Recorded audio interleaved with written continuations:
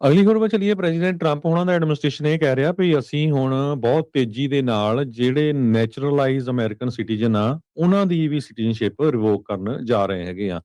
Usually ਕਹਿੰਦੇ ਭਈ ਪਿਛਲੇ ਕਾਫੀ ਲੰਮੇ ਸਮੇਂ ਤੋਂ ਜੇ ਦੇਖਿਆ ਜਾਵੇ 15 ਤੋਂ 17 ਦੇ ਕਰੀਬ ਹਰ ਸਾਲ ਲੋਕਾਂ ਦੀ ਜਿਹੜੀ ਸਿਟੀਜ਼ਨਸ਼ਿਪ ਆ ਉਹ ਰਿਵੋਕ ਕੀਤੀ ਜਾਂਦੀ ਸੀ। ਇਹ ਬਹੁਤੇ ਜਿਨ੍ਹਾਂ ਦੀ ਕੋਈ ਕ੍ਰਿਮੀਨਲ ਹਿਸਟਰੀ ਜਾਂ ਜਿਹੜਾ ਕੋਈ ਕਿਸੇ ਤਰ੍ਹਾਂ ਦਾ ਗਵਰਨਮੈਂਟ ਨੂੰ ਖਤਰਾ ਆ, ਉਹ ਚਾਰजेस ਹੁੰਦੇ ਸੀ। ਹੁਣ ਕਹਿੰਦੇ ਵੀ ਮਿਸ ਰਿਪ੍ਰੈਜ਼ੈਂਟੇਸ਼ਨ ਨੂੰ ਵੀ ਲੈ ਕੇ ਵੀ ਤੁਸੀਂ ਗਲਤ ਤਰੀਕੇ ਨਾਲ ਸਿਟੀਜ਼ਨਸ਼ਿਪ ਲਈ ਆ ਤੇ 100 ਤੋਂ ਲੈ ਕੇ 200 ਡੀਨੈਚੁਰਲਾਈਜੇਸ਼ਨ ਕੇਸਸ ਪਰ ਮੰਥ ਉਹ ਕਰਨ ਜਾ ਰਹੇ ਆ 2026 ਦਾ ਜਿਹੜਾ ਫਿਸਕਲ ਈਅਰ ਹੈਗਾ।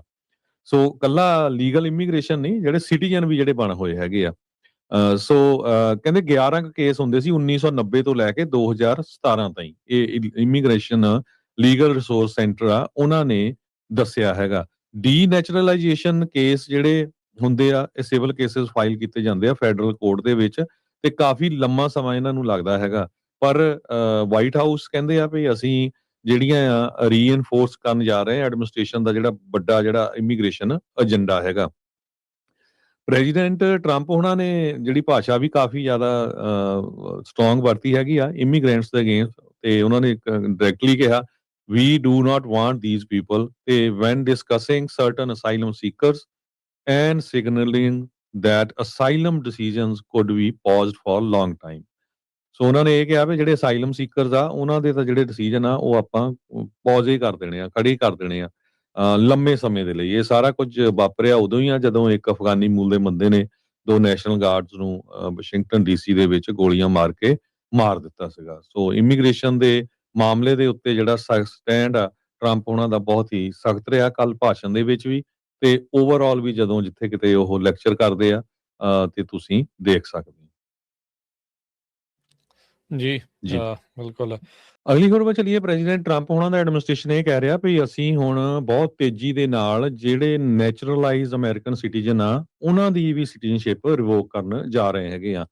ਯੂਜੂਅਲੀ ਕਹਿੰਦੇ ਭਈ ਪਿਛਲੇ ਕਾਫੀ ਲੰਮੇ ਸਮੇਂ ਤੋਂ ਜੇ ਦੇਖਿਆ ਜਾਵੇ 15 ਤੋਂ 17 ਦੇ ਕਰੀਬ ਹਰ ਸਾਲ ਲੋਕਾਂ ਦੀ ਜਿਹੜੀ ਸਿਟੀਜ਼ਨਸ਼ਿਪ ਆ ਉਹ ਰਿਵੋਕ ਕੀਤੀ ਜਾਂਦੀ ਸੀ। ਇਹ ਬਹੁਤੇ ਜਿਨ੍ਹਾਂ ਦੀ ਕੋਈ ਕ੍ਰਿਮੀਨਲ ਹਿਸਟਰੀ ਜਾਂ ਜਿਹੜਾ ਕੋਈ ਕਿਸੇ ਤਰ੍ਹਾਂ ਦਾ ਗਵਰਨਮੈਂਟ ਨੂੰ ਖਤਰਾ ਆ, ਉਹ ਚਾਰजेस ਹੁੰਦੇ ਸੀ। ਹੁਣ ਕਹਿੰਦੇ ਵੀ ਮਿਸ ਰਿਪ੍ਰੈਜ਼ੈਂਟੇਸ਼ਨ ਨੂੰ ਵੀ ਲੈ ਕੇ ਵੀ ਤੁਸੀਂ ਗਲਤ ਤਰੀਕੇ ਨਾਲ ਸਿਟੀਜ਼ਨਸ਼ਿਪ ਲਈ ਆ ਤੇ 100 ਤੋਂ ਲੈ ਕੇ 200 ਡੀਨੈਚੁਰਲਾਈਜੇਸ਼ਨ ਕੇਸਸ ਪਰ ਮੰਥ ਉਹ ਕਰਨ ਜਾ ਰਹੇ ਆ 2026 ਦਾ ਜਿਹੜਾ ਫਿਸਕਲ ਈਅਰ ਹੈਗਾ। ਸੋ ਕੱਲਾ ਲੀਗਲ ਇਮੀਗ੍ਰੇਸ਼ਨ ਨਹੀਂ, ਜਿਹੜੇ ਸਿਟੀਜ਼ਨ ਵੀ ਜਿਹੜੇ ਬਣ ਹੋਏ ਹੈਗੇ ਆ। ਕਹਿੰਦੇ 11 ਕੇਸ ਹੁੰਦੇ ਸੀ 1990 ਤੋਂ ਲੈ ਕੇ 2017 ਤਾਈਂ। ਇਹ ਇਮੀਗ੍ਰੇਸ਼ਨ ਲੀਗਲ ਰਿਸੋਰਸ ਸੈਂਟਰ ਆ, ਉਹਨਾਂ ਨੇ ਦੱਸਿਆ ਹੈਗਾ। ਡੀਨੈਚੁਰਲਾਈਜੇਸ਼ਨ ਕੇਸ ਜਿਹੜੇ ਹੁੰਦੇ ਆ, ਇਹ ਸਿਵਲ ਕੇਸਸ ਫਾਈਲ ਕੀਤੇ ਜਾਂਦੇ ਆ ਫੈਡਰਲ ਕੋਰਟ ਦੇ ਵਿੱਚ ਤੇ ਕਾਫੀ ਲੰਮਾ ਸਮਾਂ ਇਹਨਾਂ ਨੂੰ ਲੱਗਦਾ ਹੈਗਾ। ਪਰ ਵਾਈਟ ਹਾਊਸ ਕਹਿੰਦੇ ਆ ਵੀ ਅਸੀਂ ਜਿਹੜੀਆਂ ਆ ਰੀਇਨਫੋਰਸ ਕਰਨ ਜਾ ਰਹੇ ਆ ਐਡਮਿਨਿਸਟ੍ਰੇਸ਼ਨ ਦਾ ਜਿਹੜਾ ਵੱਡਾ ਜਿਹੜਾ ਇਮੀਗ੍ਰੇਸ਼ਨ ਏਜੰਡਾ ਹੈਗਾ। ਪ੍ਰੈਜ਼ੀਡੈਂਟ ਟਰੰਪ ਉਹਨਾਂ ਨੇ ਜਿਹੜੀ ਭਾਸ਼ਾ ਵੀ ਕਾਫੀ ਜ਼ਿਆਦਾ ਸਟਰੋਂਗ ਵਰਤੀ ਹੈਗੀ ਆ ਇਮੀਗ੍ਰੈਂਟਸ ਦੇ ਅਗੇਂਸਟ ਤੇ ਉਹਨਾਂ ਨੇ ਡਾਇਰੈਕਟਲੀ ਕਿਹਾ we do not want these people ਤੇ when discussing certain asylum seekers and signalling that asylum decisions could be paused for long time। So ਉਹਨਾਂ ਨੇ ਇਹ ਕਿਹਾ ਵੀ ਜਿਹੜੇ ਅਸਾਈਲਮ ਸੀਕਰਸ ਆ ਉਹਨਾਂ ਦੇ ਤਾਂ ਜਿਹੜੇ ਡਿਸੀਜਨ ਆ ਉਹ ਆਪਾਂ ਪੌਜ਼ ਹੀ ਕਰ ਦੇਣੇ ਆ, ਖੜੇ ਕਰ ਦੇਣੇ ਆ ਲੰਮੇ ਸਮੇਂ ਦੇ ਲਈ। ਇਹ ਸਾਰਾ ਕੁਝ ਵਾਪਰਿਆ ਉਦੋਂ ਹੀ ਆ ਜਦੋਂ ਇੱਕ ਅਫਗਾਨੀ ਮੂਲ ਦੇ ਬੰਦੇ ਨੇ ਦੋ ਨੈਸ਼ਨਲ ਗਾਰਡਸ ਨੂੰ ਵਾਸ਼ਿੰਗਟਨ ਡੀਸੀ ਦੇ ਵਿੱਚ ਗੋਲੀਆਂ ਮਾਰ ਕੇ ਮਾਰ ਦਿੱਤਾ ਸੀਗਾ। ਸੋ ਇਮੀਗ੍ਰੇਸ਼ਨ ਦੇ ਮਾਮਲੇ ਦੇ ਉੱਤੇ ਜਿਹੜਾ ਸਟੈਂਡ ਆ ਟਰੰਪ ਉਹਨਾਂ ਦਾ ਬਹੁਤ ਹੀ ਸਖਤ ਰਿਹਾ ਕੱਲ ਭਾਸ਼ਣ ਦੇ ਵਿੱਚ ਵੀ ਤੇ ਓਵਰਆਲ ਵੀ ਜਦੋਂ ਜਿੱਥੇ ਕਿਤੇ ਉਹ ਲੈਕਚਰ ਕਰਦੇ ਆ ਤੇ ਤੁਸੀਂ ਦੇਖ ਸਕਦੇ ਹੋ। ਜੀ ਜੀ ਬਿਲਕੁਲ।